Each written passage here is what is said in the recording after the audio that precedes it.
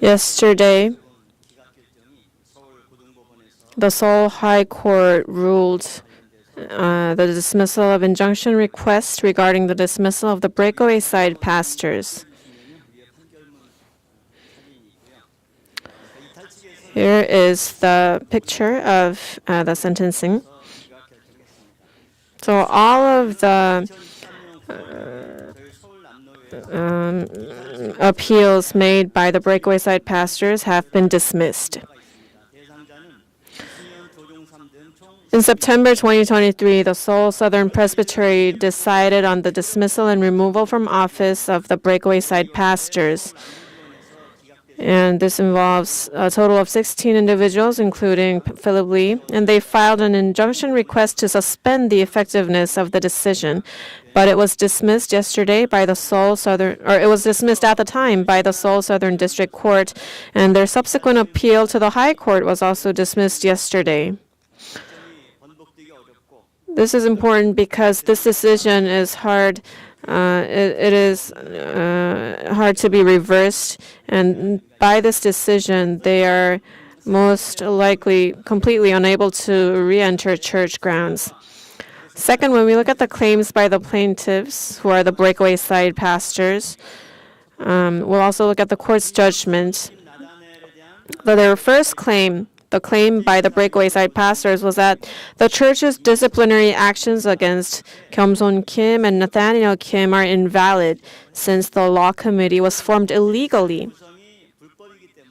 They were claiming that since the law committee was formed illegally, it was comprised illegally, their disciplinary actions are also void. And in another injunction, the court mostly favored their claims. But yesterday's court ruling was as the following.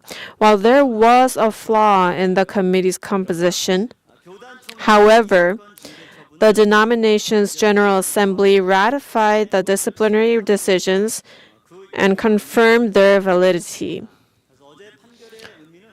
So yesterday's decision means that although there may have been flaws in the committee's composition, the highest organization, which is the denomination's General Assembly, if they ruled so, then they have to accept it. That was the first time that they ruled so. So this is very significant for us. And also it was a very favorable decision for us. The second claim made by the breakaway side pastors was that since the plaintiff's presbytery, led by Kyung Kim, excommunicated Pastor Jong-hoon Yu, the resolution on appeal of delegated judgment made at the elder session convened by the acting senior pastor Jong-hoon Yu was also seriously flawed. This was their claim. But this time, the High Court ruled that, yes, there were procedural flaws at the elder session. However, since there was a ruling by the General Assembly that the dismissal of the acting senior pastor, Jong-hoon Yu, was invalid, and since this was ratified by the General Assembly, there is no issue.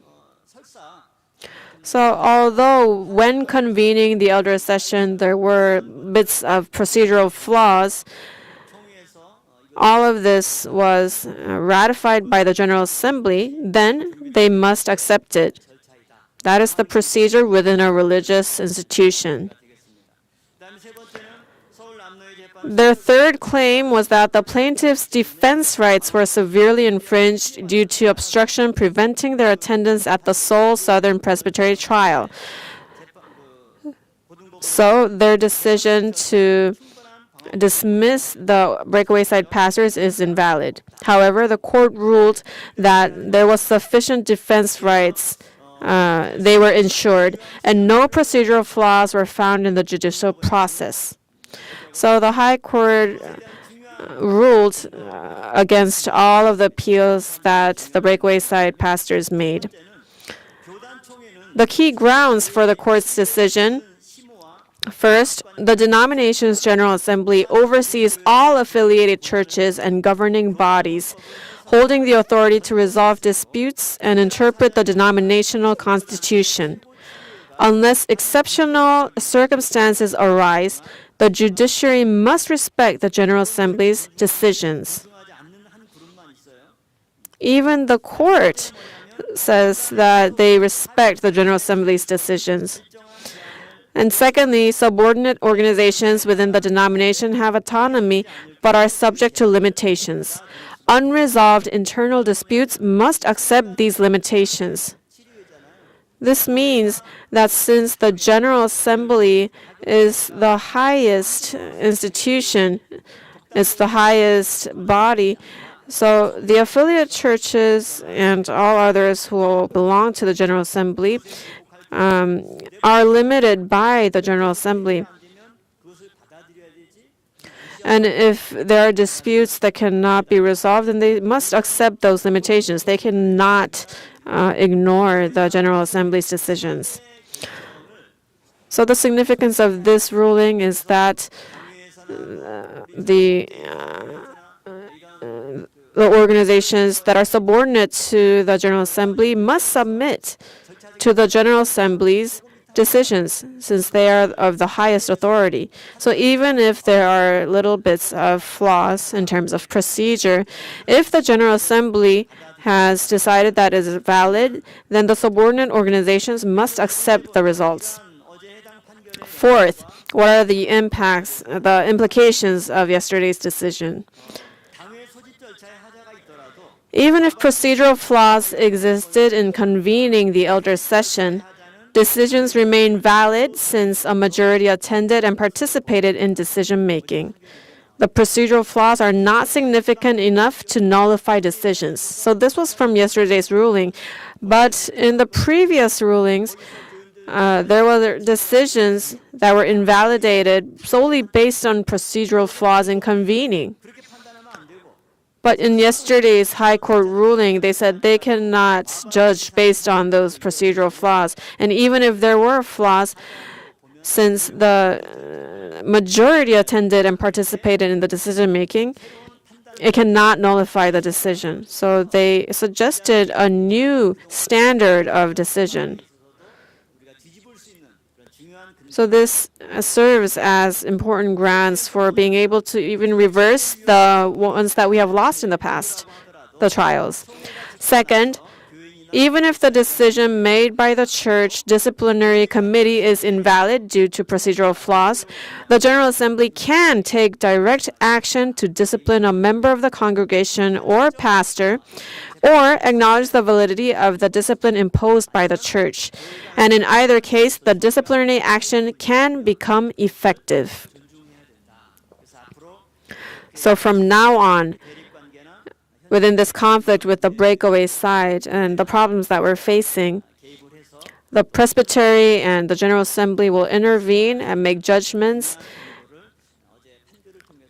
And the grounds for that was confirmed through yesterday's ruling. So already, because the appeal was rejected by the district court, we did believe that it will not be reversed. But the High Court's ruling suggested new content very clearly that were not seen from the district court.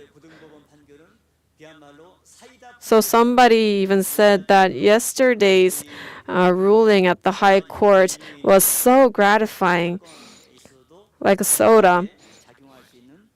Now this will become favorable for our future trials as well, we believe. And moreover, also on January 9th, we had the results from the 2024 Easter Sunday incident, which was the interference of worship by the breakaway side. You will remember that on March 31st, 2024, dozens of breakaway side members obstructed our congregation's entry to the church and disrupted the saints from participating in the Holy Communion. So a formal complaint was filed with the Guro police against 25 individuals on the breakaway side for obstructing operations and for traffic violations on July 18th, 2024. And as of January 9th, 6 individuals were referred to the prosecution for blocking pedestrian access at the church's main gate, violating public traffic regulations. I'd like to announce this result to you as well. It's already been almost a year now, so you might not remember it very well. But if you think about it, it was the Easter Sunday, and they obstructed the Holy Communion, so you might have had very angry emotions. But now we are able to take legal action against them. There are many decisions, judgments, trials, and they're very complicated. And at times we win, and at times they win. You might think, aren't they the same? But what's important is that among these legal issues, the important, significant ones, we are winning in all of them. And for the insignificant ones that don't really matter, we are losing. But we are winning the important ones, and we are starting to take the lead in these legal battles. I ask that you will continue to pray for the church and the word until the end.